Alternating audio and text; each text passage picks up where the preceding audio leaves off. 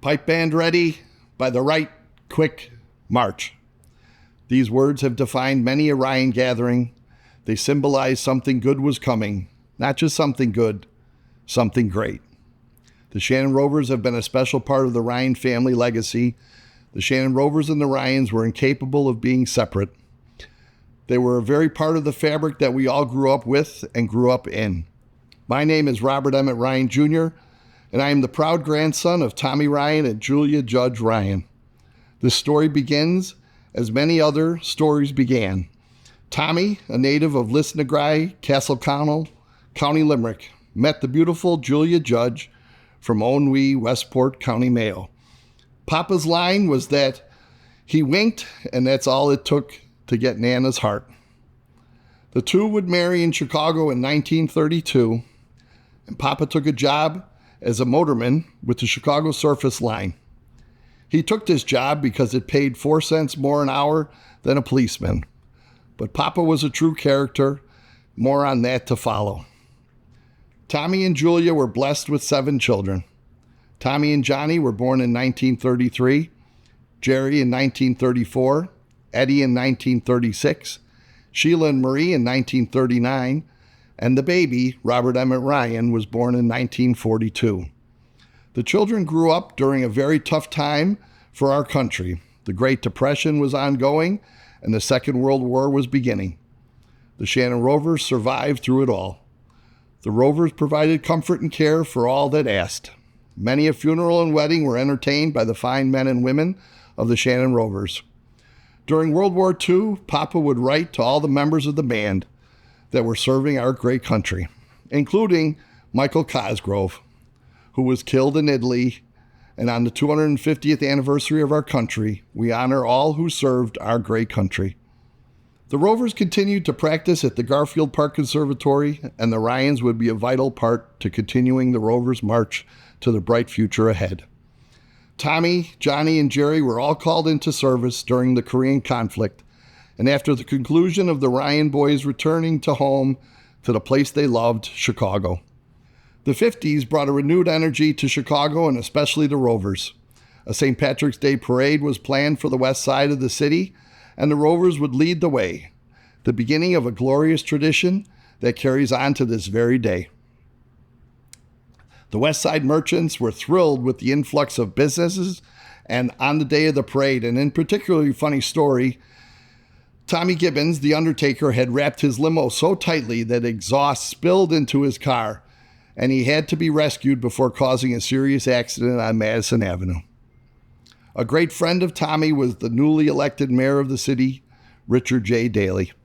A special bond was forged, and the Rovers became the personal band of choice for the mayor, and he especially loved the Gary Owen set, which leads many a Rovers performance to this very day.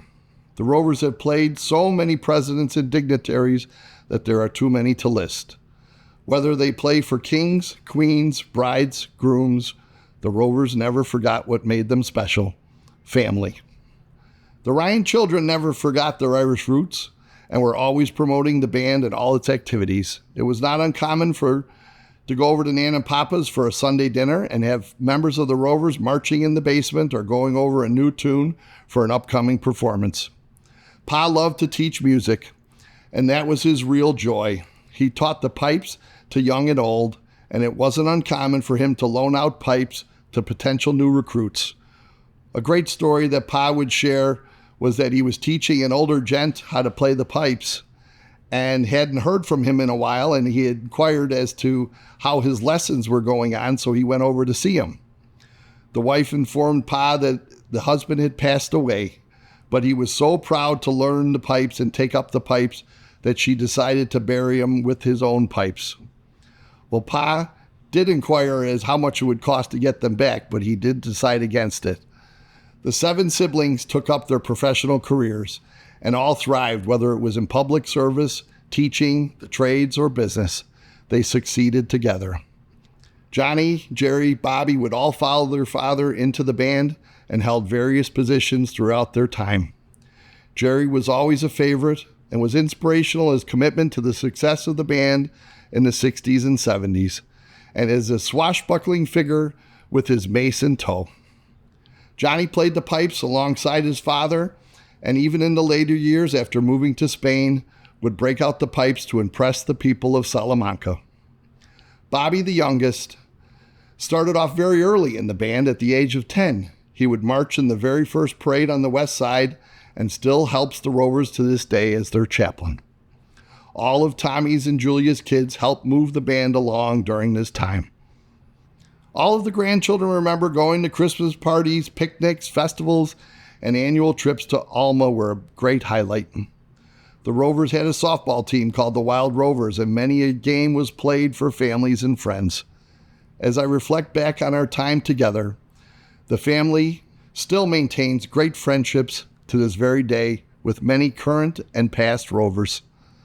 I would be remiss not bringing up Aunt Sheila's best tenant, Barbara O'Hara, a legendary Rover, and we think of her fondly today as Barbara was always present at all the Ryan gatherings.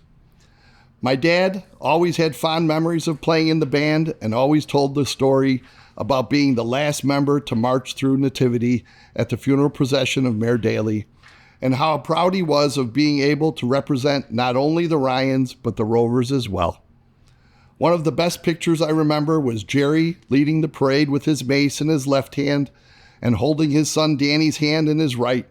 It was always about family and the Rovers. Later, Danny would join the band to play alongside his father and uncles. We're also very proud of Tommy's middle son, Eddie, as he continues to play as a drummer today. As the next wave of Ryans continue to represent the family in the band, and all of the Ryan weddings have included a host of Rovers to always represent the past as well as the future. 100 years has passed and the band continues to thrive and excel, and as the band forms a new music school, to see the pipes and drums continue for decades to come. It's hard to imagine life without the Rovers, and I hope that day never comes. Everyone gathered here tonight is a special part of the Rovers' past, present, and future. But you're all family, and that means you're all part of the Ryan family, whether you like it or not. I would like to call out the two surviving children, Marie Ryan Auer and my father, Robert Emmett Ryan Sr. Over 90 members of the family are gathered tonight, and we want to extend our deepest appreciation to the Shannon Rovers and all in attendance for this magnificent tribute to a great Irishman and an even greater Irish woman, my grandparents, Tommy and Julia Ryan. May the road rise up to meet you and the wind be always at your back. Sláinte.